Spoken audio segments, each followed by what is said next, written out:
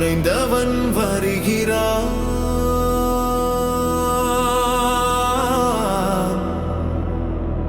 வர்மத்தின் வாரிசு இதோ எழுகிறான்.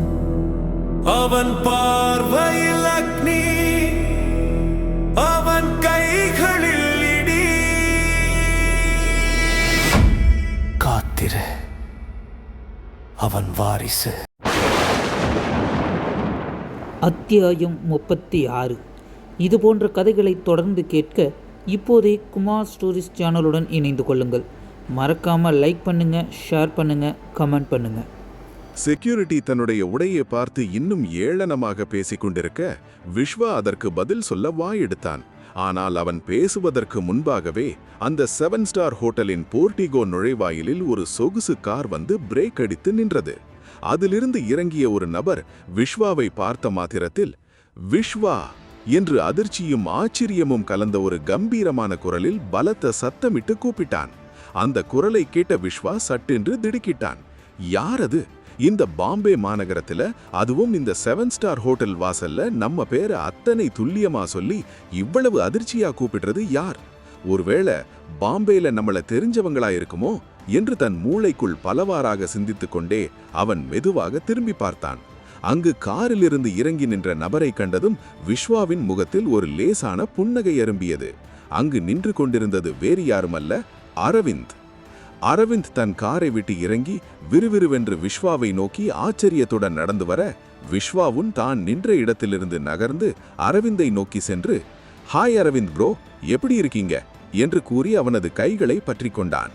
அரவிந்த் விஸ்வாவை மேலிருந்து கீழ் வரை பார்த்துவிட்டு, என்ன விஸ்வா, என்ன இது இந்த நேரத்துல, அதுவும் இந்த தோற்றத்துல இங்கே இந்த பக்கம் என்ன பண்ணிட்டு இருக்கீங்க என்று குழப்பத்தோடு கேட்டான். அதற்கு விஸ்வா, இல்ல ப்ரோ, சும்மா காலையில அப்படியே நடந்து வந்தேனா, இந்த ஹோட்டல்ல ஒரு நல்ல காஃபி குடிச்சிட்டு போகலாம்னு தான் வந்தேன் என்பது போல தன் கசங்கிய சட்டையை தடவிக்கொண்டே கூலாக புன்னகைத்தான். அவர்கள் இருவரும் பேசுவதை கவனித்துக் கொண்டிருந்த அந்த செக்யூரிட்டிக்கு உள்ளுக்குள் ரத்தம் உறைந்து போவது போல இருந்தது. அரவிந்த் யார் என்பது அந்த 7 ஸ்டார் ஹோட்டலின் அத்தனை ஊழியர்களுக்கும் நன்றாக தெரியும். அவன் சாதாரண ஆள் இல்லை. மும்பை மாநகரத்தின் பவர்ஃபுல் ஐஜியின் ஒரே மகன். பாம்பேக்கு வரும்போதெல்லாம் இதே ஹோட்டலில் தான் நண்பர்களை சந்திப்பான்.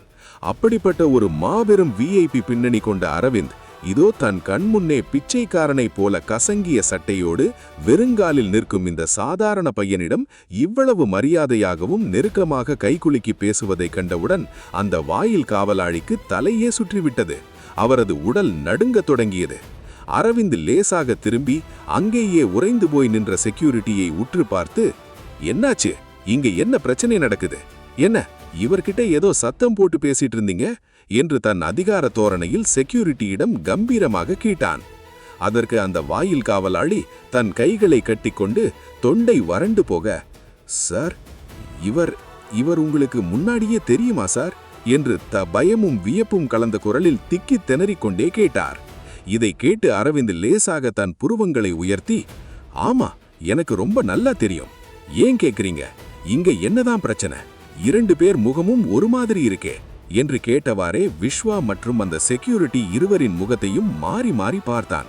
அப்போது அந்த பழைய செக்யூரிட்டி தன் தொப்பியை கழற்றி கையில் பிடித்துக்கொண்டு, ரொம்ப மன்னிச்சிடுங்க சார், தெரியாம நடந்து போச்சு. இவர் இந்த ஹோட்டலுக்கு உள்ள போகணும்னு சொன்னாரு.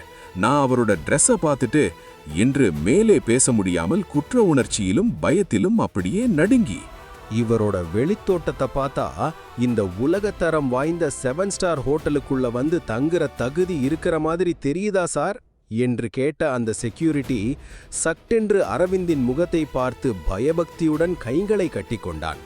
அதான் சார், ஹோட்டலோட கண்ணியம் கெட்டிடக்கூடாதேங்கிற நல்ல எண்ணத்துல தான் நான் இவரை உள்ள விடாம தடுத்து நிறுத்தினேன். என்னை மன்னிச்சிருங்க சார், இவர் உங்களுக்கு இவ்வளவு நெருங்கி தெரிஞ்சவர்னு எனக்கு கொஞ்சம் கூட தெரியாது சார் என்று அவர் மிக பணிந்து கூறினார். அவர் சொன்னதை கேட்டு அரவிந்த் லேசாக சிரித்தான். யோ செக்யூரிட்டி, இவனை முதல்ல வெளியிலிருந்து பார்க்கிற யாரா இருந்தாலும் அப்படித்தான் பார்ப்பாங்க. ஆனா அதுக்கப்புறம்தான் என்று பாதியிலேயே தன் வார்த்தைகளை நிறுத்தி ஒரு மர்ம புன்னகையோடு விஸ்வாவை திரும்பி பார்த்தான் அரவிந்த். என்ன விஸ்வா, உள்ள போகணுமா? இங்க தங்கியிருக்கிற யாரையாவது பார்க்க வந்திருக்கியா என்று அரவிந்த் விஸ்வாவின் தோளை தட்டி வினவினான். அதற்கு விஸ்வா தன் தோளில் தொங்கும் ஷூவை லேசாக அசைத்தபடி, ஆமா ப்ரோ, உங்ககிட்ட ஏற்கனவே சொன்னேன்ல என் ஃப்ரெண்டை நான் சீக்கிரமே பார்க்க போறேன்னு. அது விஷயமா தான் சில ஏற்பாடுகளை பண்ண இங்க வந்திருக்கேன் என்று எவ்வித பதற்றமுமின்றி மிக அலட்சியமாக கூறினான். என்னது, இந்த மெரிடியன் 7 ஸ்டார் ஹோட்டல்ல இவனோட நண்பன் தங்கியிருக்கானா? அதுவும் இவனை போன்ற ஒரு சாதாரண பையனை பார்க்க அந்த நண்பன் இங்க வந்திருக்கானா? என்ன விஸ்வா, நிஜமாதான் சொல்றியா? இது ஒன்னும் உன் நினைக்கிற மாதிரி சாதாரண 1 ஸ்டார் 2 ஸ்டார் ஹோட்டல் கிடையாது விஸ்வா. பாம்பேல இருக்கிற மிக உன்னதமான சொகுசு ஹோட்டல். இங்க சாதாரணமாக ஒரு கப் டீ குடிக்கிறதுக்கே எவ்வளவு பெரிய பில் ஆகும் தெரியுமா? நிஜமாவே உன் ஃப்ரெண்டு இங்க தான் இருக்கானா என்று கேட்டான். ஆனால் அரவிந்தின் மனதில் பல குழப்பங்களும் கேள்விகளும் அலைமோதின. அதே சமயம் அரவிந்திற்குள் பழைய சந்தேகங்கள் மீண்டும் தலை தூக்கின. நாம முன்னாடியே சந்தேகப்பட்ட மாதிரி இவன் ஏதோ ஒரு பெரிய அண்டர் கிரவுண்ட் மாஃபியா கூட்டத்தை சேர்ந்தவனாக இருப்பானோ? இல்ல பாம்பேல இருக்கிற பெரிய ரவுடிகள் கடத்தல்காரங்க தலைவன் யாரையாவது ரகசியமா சந்திக்கிறதுக்காகத்தான் இந்த மாதிரி சாதாரண ட்ரெஸ்ஸை போட்டுக்கிட்டு இங்க வந்திருக்கானா என்று மனதுக்குள் எண்ணிய அரவிந்த் சட்டென்று அந்த காவலாளியின் அருகில் சென்றார். சுற்றிலும் யாரும் கவனிக்காததை உறுதி செய்து கொண்டு அந்த செக்யூரிட்டியின் காதோரம் குனிந்து, யோ, இவ யாருன்னு உனக்கு தெரியுமா என்று மிக ரகசியமான மிரட்டலான குரலில் கேட்டான் அரவிந்த். அதற்கு அந்த வாயில் காவலாளி நடுங்கிக் கொண்டே, சார், எனக்கும் யாருன்னு தெரியல சார், அதான் உங்ககிட்டயே கேட்டேன். இவர் அவ்வளவு பெரிய ஆளா சார் என்று ரகசிய குரலில் நக்கலாக திருப்பி கேட்டார். அவர் சொன்னதை கேட்டு அரவிந்த் அவரை ஒரு மாதிரியாக முறைத்து பார்த்தான். யோ செக்யூரிட்டி, நீ இன்னும் காலையில வந்த நியூஸ் பேப்பரை கூட பார்க்கலையா? ஒழுங்கா போய் இன்னைக்கு காலையில வந்த பேப்பரை எடுத்து பாரு.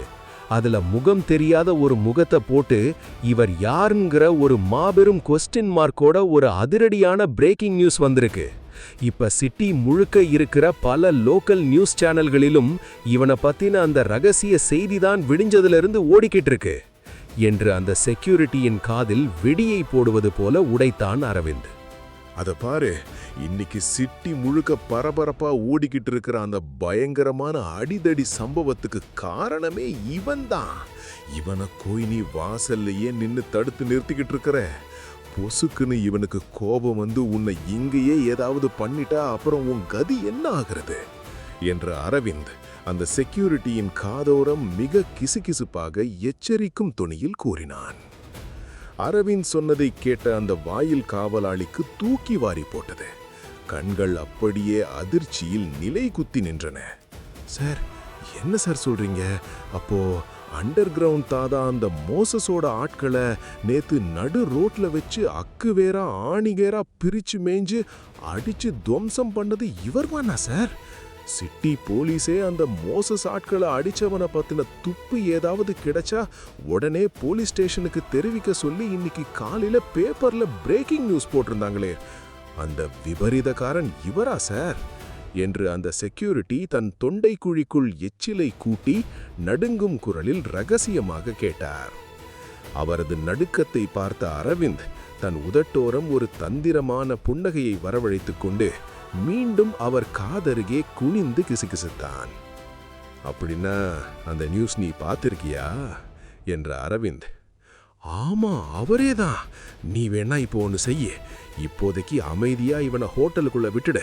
இவன் உள்ள போனதுக்கு அப்புறம் மெதுவா போலீஸுக்கோ இல்ல அந்த மோசஸ் ஆட்களுக்கோ போன் அடிச்சு, நேத்து உங்களை அடிச்சவன் இதோ இந்த மெரிடியன் ஹோட்டலுக்குள்ளதான் சுத்திக்கிட்டு இருக்கான்னு ரகசிய தகவல் கொடு.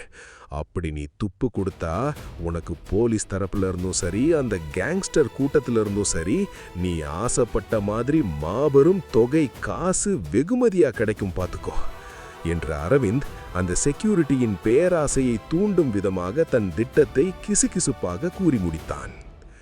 அரவிந்த் அப்படி சொல்லிவிட்டு நிமிர அந்த செக்யூரிட்டியின் மனதில் ஒருபுறம் விஸ்வாவை பற்றிய மரண பயமும் மறுபுறம் பண ஆசையும் ஒன்றாக முட்டிக்கொள்ள அவன் விஸ்வாவை ஒரு விசித்திரமான பார்வையோடு ஏறிட்டு பார்த்தான். அரவிந்த் சொன்னதை கேட்ட அந்த வாயில் காவலாளிக்கு தொண்டை வறண்டு முகமெல்லாம் வெளுத்து போனது. சார், என்ன சார் இது? உங்க நண்பர்னு நீங்களே அறிமுகப்படுத்தி வச்சுட்டு இப்ப என்னையே அவரை போட்டு கொடுக்க சொல்றீங்க? ஐயோ, நான் இந்த ஆபத்தான ஆட்டத்துக்கே வரல சார். வேணாம் சார், வேணாம். என்னை இந்த வம்படியா எந்த பஞ்சாயத்திலையும் மாட்டி விட்டுறாதீங்க. இங்கே இருக்கிற வேலையவே தக்க வச்சுக்க முடியாமல் போனஸ் இல்லாமல் நான் தினம் தினம் போராடிட்டு இருக்கேன். இதில் போகிற போக்கில் இந்த ரவுடி பிரச்சனையெல்லாம் எனக்கு வேண்டவே வேண்டாம் சார். அவரை அழிச்சிட்டு நீங்கள் பேசாமல் உள்ளே போங்க சார். நீங்கள் என்கிட்ட இப்போ சொன்ன ரகசியத்தை நான் அப்படியே மறந்துடுறேன். ஐயோ, ஒருவேளை அந்த பையன் நான் இவ்வளோ நேரம் பேசினதை மனசில் வச்சு என் மேலே ஏதாவது காண்டாகி வெளியில் வச்சு என்னை முடிச்சிட போறாருன்னு பயத்தில் அரற்றினார் அந்த செக்யூரிட்டி. சட்டென்று பின்னே நின்ற விஸ்வாவை நோக்கி திரும்பியவர் தன் கைகளை நடுங்க நடுங்க தன் தலைக்கு மேலே தூக்கி ஒரு அக்மார்க் மிலிட்டரி செல்யூட் அடித்தார். ரொம்ப மன்னிச்சிருங்க சார், நீங்க யாரு, உங்களோட பின்னணி என்னன்னு தெரியாம இவ்வளோ நேரம் தப்பா பேசிட்டேன் சார். எனக்கு தெரியாம போச்சு சார். நீங்க தாராளமா உள்ள போங்க சார், எனக்கு எந்த பிரச்சனையும் இல்லை.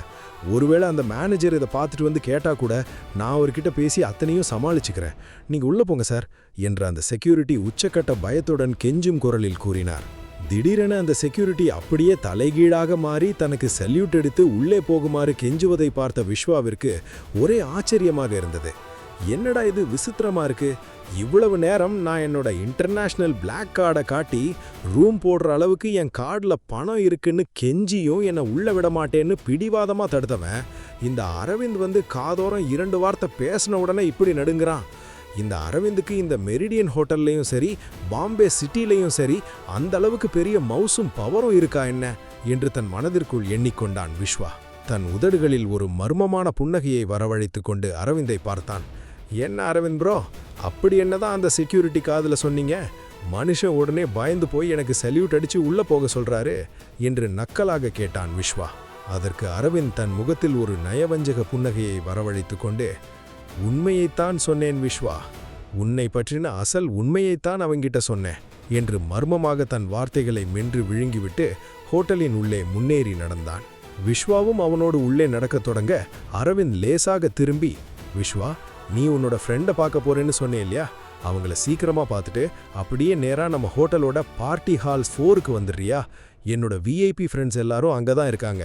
உன்னை அவங்களுக்கெல்லாம் ஒரு சின்ன இன்ட்ரோ கொடுத்து அறிமுகப்படுத்தி வைக்கலான்னு பார்க்குறேன் என்றான் தந்திரமான பார்வையோடு. அதை கேட்ட விஸ்வா சலிப்புடன், சார் அதெல்லாம் எதுக்கு சார், என்னை அப்படியே விட்டுருங்க சார் என்று தட்டி கழிக்க பார்த்தான்.